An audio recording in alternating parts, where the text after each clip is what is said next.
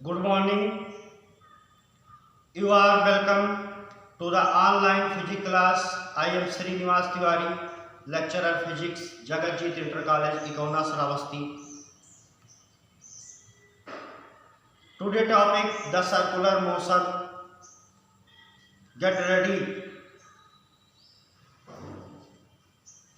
आज हम लोग भौतिक विज्ञान में सर्कुलर मोशन के बारे में बात करेंगे, वृत्तीय गति के बारे में बात करेंगे कि सर्कुलर मोशन किसे कहते हैं, वृत्तीय गति क्या होती है। तो आज हेडिंग आप लोग डाल देंगे वृत्तीय गति, सर्कुलर मोशन। वृत्तीय गति किसे कहते हैं, सबसे पहले हम इसके बारे में बात करेंगे। देखिए, जब कोई कण किसी निश्चित बिंदु को केंद्र मान करके उसके चारों ओर एक वृत्ताकार पथ पर गति करता है तो इस प्रकार की गति को वृत्तीय गति कहा जाता है। देखिए, वृत्तीय गति दो प्रकार की होती है, असमान वृत्तीय गति और एक समान वृत्तीय गति। एक समान वृत्तीय गति का मतलब यह है कि जब कोई कण किसी निश्चित बिंदु को केंद्र मानकर उसके चारों ओर अचर चाल से वृत्ताकार पथ पर गति करता है तो इस प्रकार की गति को हम एक समान वृत्तीय गति कहते हैं। अब यदि कण की चाल अचर नहीं है, कण की चाल परिवर्ती है और परिवर्ती चाल से कण गति कर रहा है तो उसकी गति को हम असमान वृत्तीय गति कहेंगे। तो देखिए, इधर हमने माना कि एक कण है,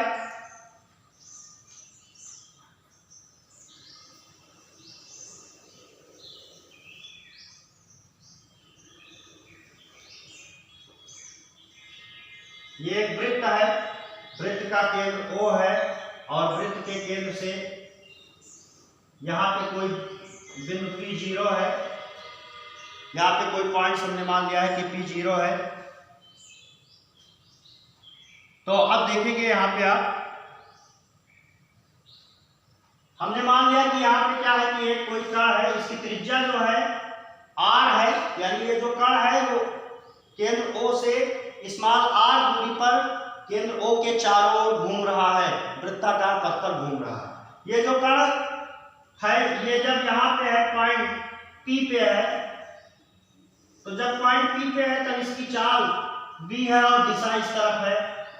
अब देखेंगे आप, जब यही कण कुछ देर के बाद में गति करता हुआ कहाँ पे पहुंच जाता है, यहाँ पे पहुंच जाता है, मान लीजिए इसका नाम Q है, तब उसकी दिशा इस तरफ हो जाएगी और जब ये कण कुछ देर के बाद यहाँ पे पहुंचेगा तो दिशा उसकी इस तरफ हो जाएगी।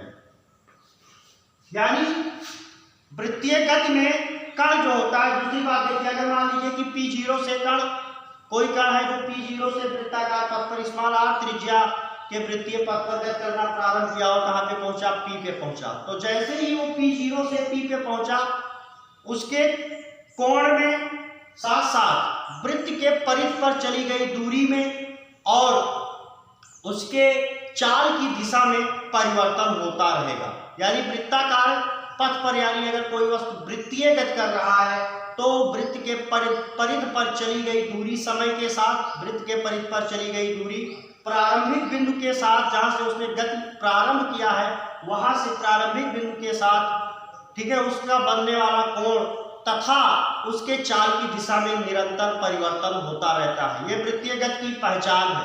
यहाँ पे देखिए, जब P0 पे था, P पे पहुंचा तो इस समय इतना कोण बना रहा है, जब यहाँ पे पहुंचेगा Q पे तो ये कोण हो जाएगा। साथ ही साथ P से P0 तक की इतनी दूरी वृत्त के परिध पर वो तय किया, जब P0 से Q पे पहुंचेगा तो वृत्त के परिध पर चली गई दूरी जो होगी वो बढ़ जाएगी, दूरी बढ़ेगी। तो वृत्तीय गति, आप केवल वृत्तीय गति को अगर डिफाइन करेंगे तो आप बहुत ही सिंपल बोल देंगे कि जब कोई कण किसी निश्चित बिंदु को केंद्र मान करके उसके चारों ओर वृत्ताकार पथ पर गति करता है तो इस प्रकार की गति को वृत्तीय गति, सर्कुलर मोशन कहते हैं, वृत्तीय गति कहा जाता है। अब देखिए, वृत्तीय गति में यहाँ पे हम लोग एक समान वृत्तीय गति के बारे में अध्ययन करेंगे। तो एक समान वृत्तीय गति क्या होती है, जब कोई कण किसी निश्चित बिंदु को केंद्र मानकर उसके चारों ओर वृत्ताकार पथ पर अचर चाल, नियत यानी कांस्टेंट स्पीड से, अचर चाल कांस्टेंट स्पीड से गति करता है तो इस प्रकार की गति को एक समान वृत्तीय गति कहते हैं। ये जो एक समान वृत्तीय गति है ये समतल में गति का एक उदाहरण है।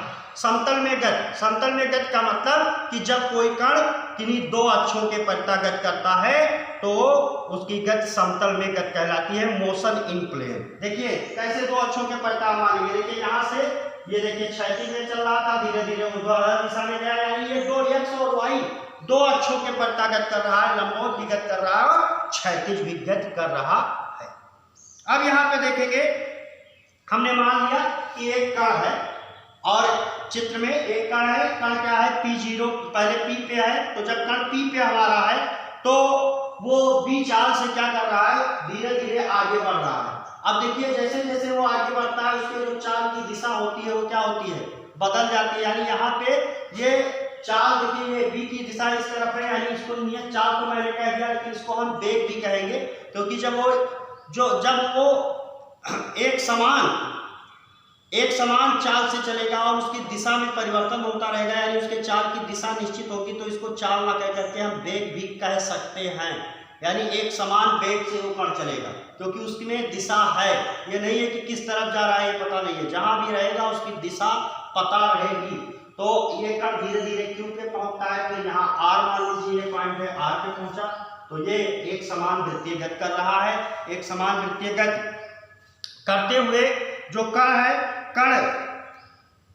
कण का जो वेग हो यानी जो चाल होती है उसको हम देखिए जब कोई कण किसी सीधी रेखा में गति करता है तो उसके हम वेग को रेखीय वेग कहते हैं। और यहाँ पे कण ये चूंकि वृत्ताकार पथ पे गति करेगा तो इसके कण के वेग को हम निकालेंगे तो यहाँ कोणीय वेग निकाला जाएगा, ऐसे यहाँ पे कोणीय विस्थापन निकाला जाएगा। असमान वृत्तीय गति कब होगा, जब कोई कण किसी निश्चित बिंदु को केंद्र मान करके उसके चारों ओर परिवर्ती चाल से गति करेगा, यानी उसकी चाल यहाँ पे ज्यादा है, यहाँ पे कम हो गई, फिर यहाँ पे ज्यादा हो गई, तो उसकी गति को हम परिवर्ती वृत्तीय गति कहेंगे। अब आगे हम हेडिंग डालेंगे कोणीय विस्थापन। कोणीय विस्थापन ये वृत्तीय गति आपका क्लियर हुआ। अब हम लोग हेडिंग डालेंगे कोणीय विस्थापन के बारे में।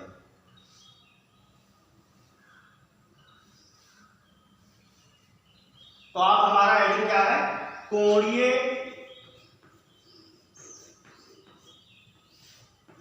विस्थापन।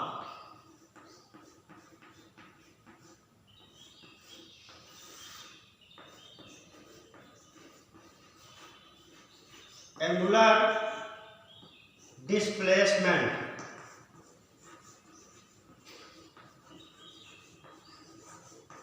कोणीय विस्थापन। कोणीय विस्थापन किसे कहेंगे, इसके बारे में अब हम चर्चा करेंगे। तो देखिए इधर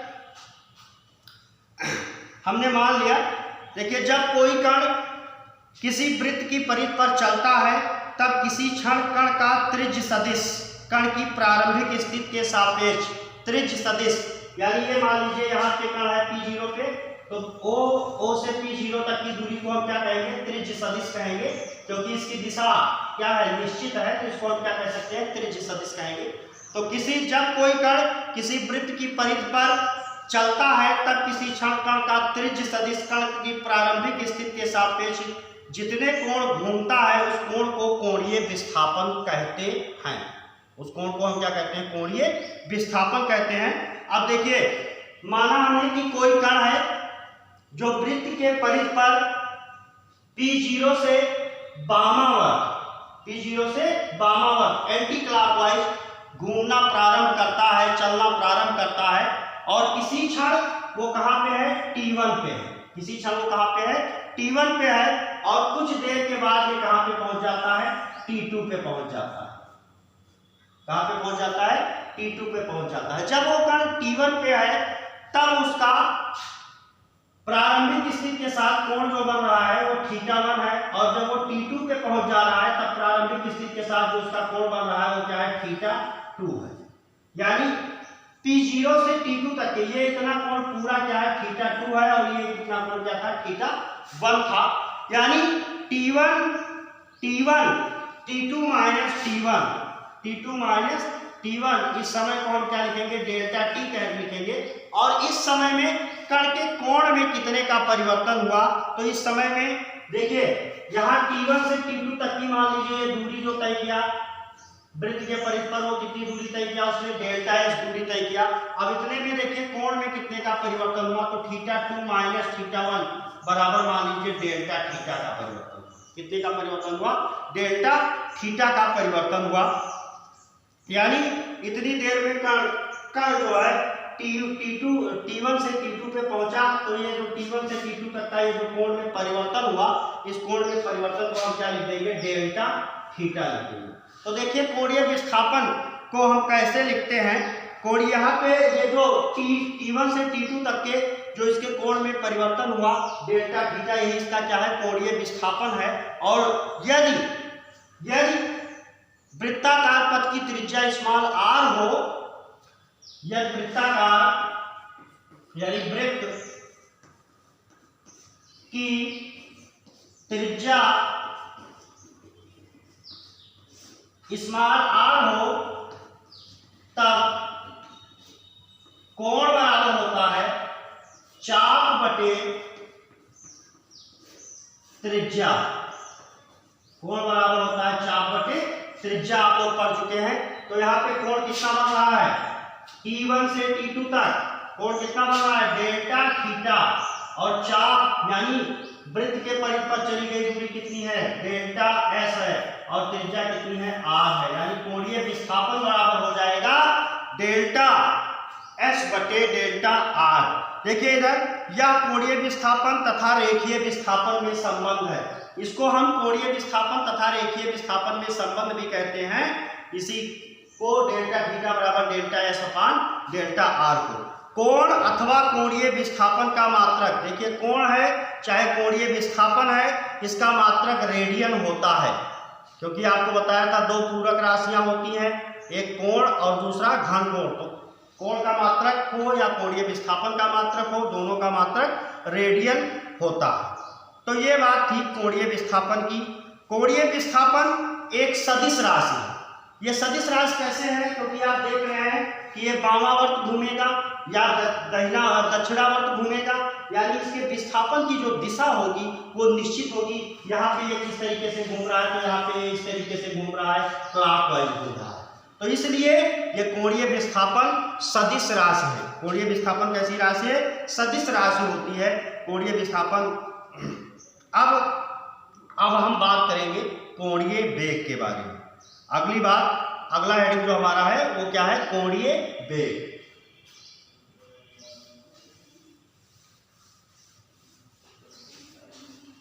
तो अब कोणीय वेग के बारे में बात करेंगे। कोणीय वेग, कोणीय वेग को ओमेगा से लिखा जाता है और ये सदिश राशि होती है। एंगुलर वेलोसिटी, कोणीय वेग, एंगुलर वेलोसिटी, इसको किससे लिखा जाता है, ओमेगा से। और ये कैसी राशि, सदिश, क्योंकि जब कोणीय विस्थापन सदिश राशि है तो कोणीय वेग भी सदिश राशि होगी। अब देखिए इधर इसको कैसे लिखते हैं, ओमेगा बराबर होता है delta theta upon delta T, या इसको लिख सकते हैं कोणीय वेग बराबर कोणीय विस्थापन परिवर्तन बटे समय अंतराल। अब आप परिभाषा बड़े आसानी के साथ दे सकते थे। जैसे रेखीय वेग क्या होता था, रेखीय वेग आपका होता था v बराबर डेल्टा एस अपान डेल्टा टी, समय के साथ विस्थापन परिवर्तन, यानी विस्थापन परिवर्तन की दर को क्या कहते थे आप, वेग कहते थे, रेखीय वेग कहते थे। वैसे कोणीय विस्थापन परिवर्तन की दर को हम क्या कहेंगे, कोणीय वेग कहेंगे। कोणीय विस्थापन परिवर्तन की दर को हम क्या कहेंगे, कोणीय वेग कहेंगे। तो देखिए इधर, देखिए जब कोई कण वृत्ताकार पथ पर यानी वृत्त की परिधि पर चलता है। मान लीजिए कि P0 से कोई कण चलना प्रारंभ किया तो यहाँ पे पहुंचेगा, यहाँ पे पहुंचेगा, यहाँ पे पहुंचेगा, यहाँ पे आएगा। जैसे जैसे वो वृत्त के परिध पर चलेगा उसके कोणीय विस्थापन में क्या होगा, परिवर्तन होगा। यानी जब कोई कण वृत्त के परिध पर, यहाँ पर देखिए डेल्टा थीटा है, अगर मान लीजिए यहाँ पे आ जाएगा तो कोणीय विस्थापन यहाँ से यहाँ तक और ज्यादा बढ़ जाएगा। यानी जब कोई कण वृत्त के परिध पर चलता है तो उसका कोणीय विस्थापन समय के साथ साथ परिवर्तित होता रहता है। कोणीय विस्थापन समय के साथ साथ परिवर्तित यानी बदलता जाता है। वृत्तीय गति में किसी कण के कोणीय विस्थापन परिवर्तन की दर को हम कोणीय वेग कहते हैं। यानी जब कोई कण वृत्तीय गति करता है तो वृत्तीय गति करेगा तो देखिए यहाँ पे, यहाँ ध्यान दीजिएगा, ये बात आपको ध्यान देना है कि यहाँ पे कोणीय विस्थापन इतना निकाले T2 से T1 से T2 तक डेल्टा थीटा इतना कम है, लेकिन अगर मान लीजिए T2 पॉइंट को आप यहाँ पे मान लेंगे और यहाँ T1 को क्या मान लेंगे, यहाँ मान लेंगे तो कोणीय विस्थापन क्या हो जाएगा, बदल जाएगा। यानी जब कोई कण वृत्त के परिध पर चलता है तो समय के साथ उसका कोणीय विस्थापन डेल्टा थीटा बदलता रहता है। यानी आप परिभाषा दे सकते हैं कि वृत्तीय गति में जब कोई कण वृत्त के परिध पर चलता है तो समय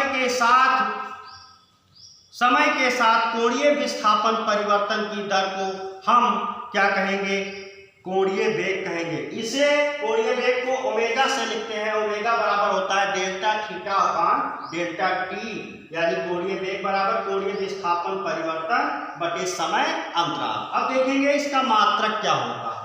तो मात्रक की बात कर ली जाए, इसका ओमेगा का मात्रक क्या होगा। तो देखिए इधर ओमेगा का मात्रक यानी ओमेगा का मात्रक, तो इसका मात्रक क्या हो जाएगा, ओमेगा का मात्रक देखिए डेल्टा थीटा, कोण का मात्रक क्या होता है, रेडियन, और समय का मात्रक क्या होता है, सेकंड।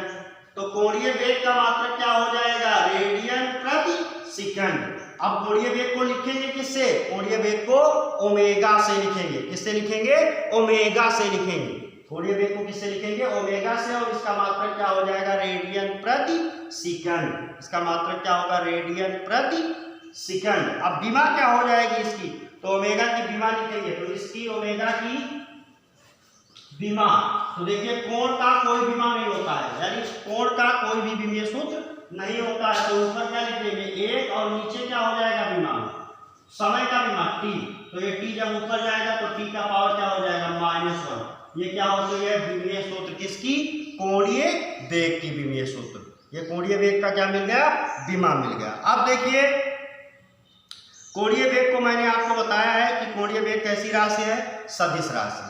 अब आगे हम लोग हेडिंग डालेंगे कोणीय वेग तथा रेखीय वेग में संबंध। अगला हमारा हेडिंग रहेगा कोणीय वेग तथा रेखीय वेग में संबंध। तो आगे हेडिंग आप लोग डाल लेंगे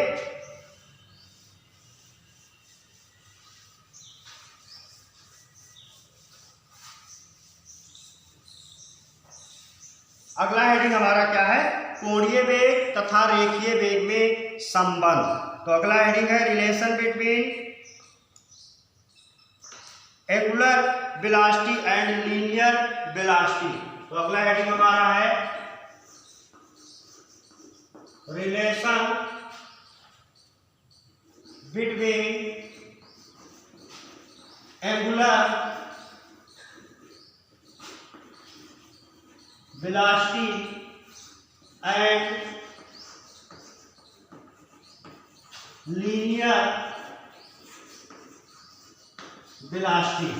अगला हेडिंग हमारा क्या है, कोणीय वेग तथा रेखीय वेग में संबंध, relation between angular velocity and linear velocity.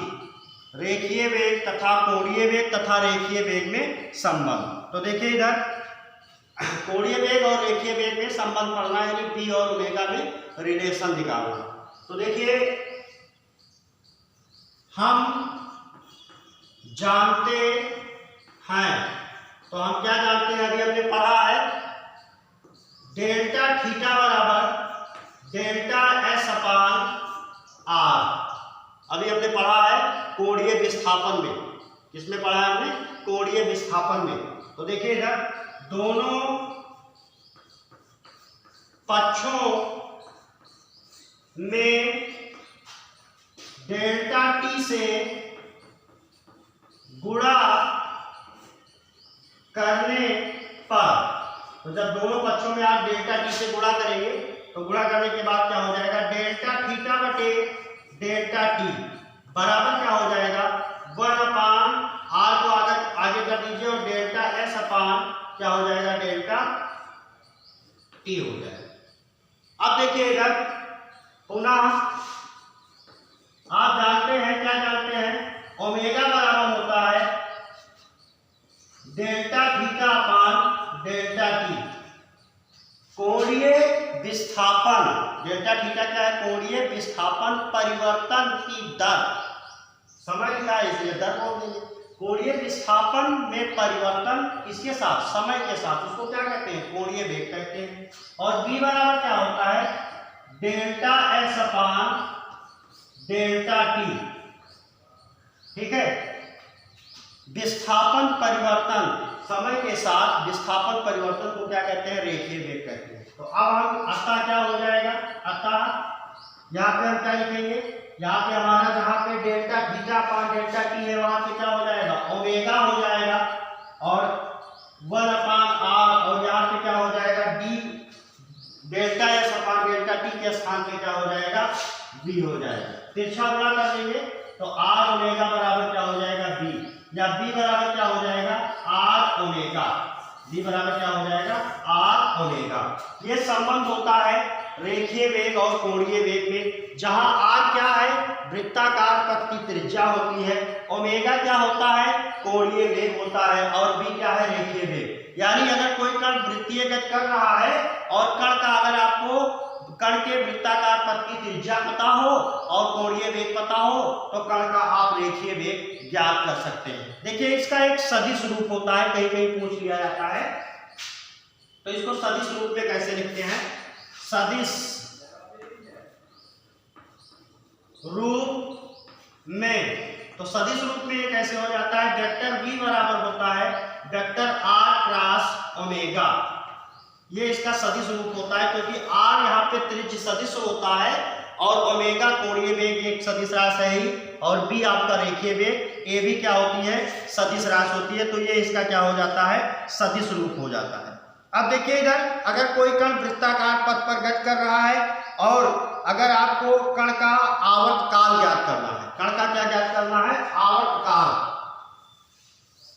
आवर्त काल। मान लीजिए कि कोई कण स्मॉल r त्रिज्या के वृत्ताकार पथ पर गति कर रहा है। देखिए माना कोई कण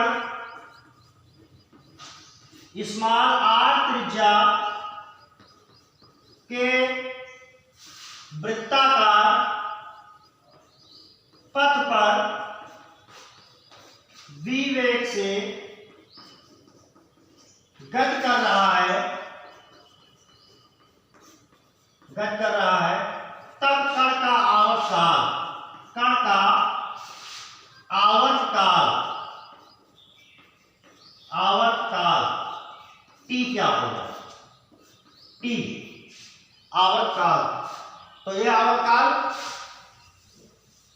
देखिए कोई कण है और वृत्ताकार पथ पर गति कर रहा है, ये केंद्र है और यहां से गति करना प्रारंभ किया A से, और ऐसे ऐसे घूमते घूमते घूमते घूमते कहां पे पहुंचा, फिर A पे। इसकी रेडियस कितनी है, R है, और ये किस चाल से गति कर रहा है, B चाल से, या B वेग से गति कर रहा है। तो देखिए कण का आवर्त काल क्या होता है, या B चाल से, मान लीजिए B चाल यहाँ पे लिख लीजिए, क्योंकि वेग आप थोड़ा कंफ्यूजन ना रहे, तो b चाल से गति कर रहा है तो क्या हो जाएगा, कण का आवर्त काल। तो आवर्त काल देखिए, आवर्त काल समय, समय बराबर क्या होता है, दूरी बटे चाल।